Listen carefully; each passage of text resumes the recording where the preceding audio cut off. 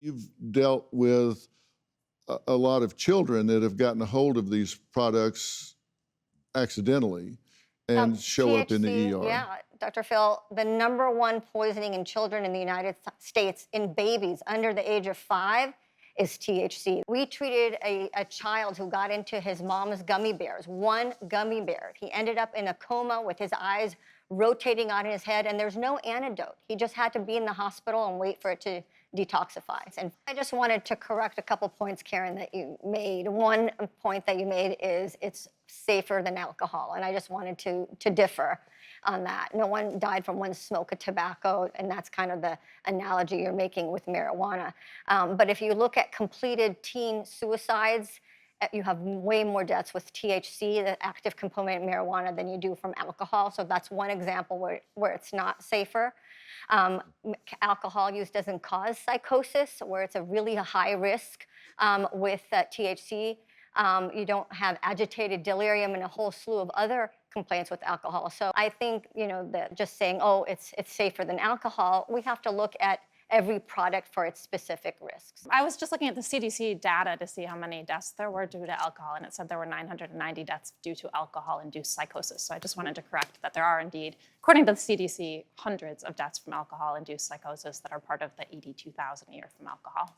And they happen not to be measuring the ones with their cannabis-induced psychosis. There's not even an ICD-10 code yet for cannabis-induced psychosis. So I believe that the data that you're saying, I haven't checked it for myself, but I know that we're just not capturing as a country all the harms in data related to cannabis.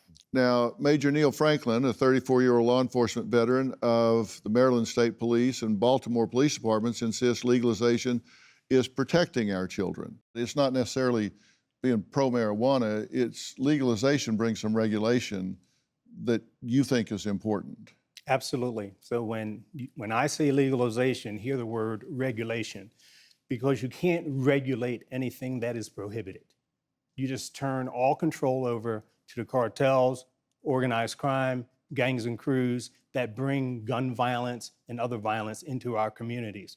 And the #1 way of getting their products out, marijuana, is to hire children. Children are easy to control. You don't have to pay them as much as you pay adults. And they're not penalized as much when they get caught. And so they're back out, in and out of the system. Not only that, Dr. Phil, under Prohibition, and it was earlier we were talking about the increase in potency. That potency of what has been grown and what continues to be grown, you can't regulate when it's prohibited. That accelerated potency occurred under Prohibition policies.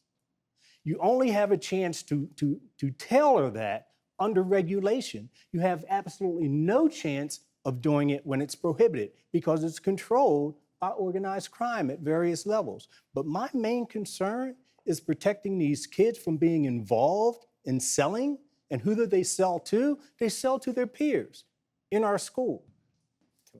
There's so much that can be done under regulation. We're just early into this. But I can guarantee you one thing. Under Prohibition, our kids are at serious risk, and this is about risk management. Do you have a story or a question for me? Click the link in the description and tell me what in the world is going on.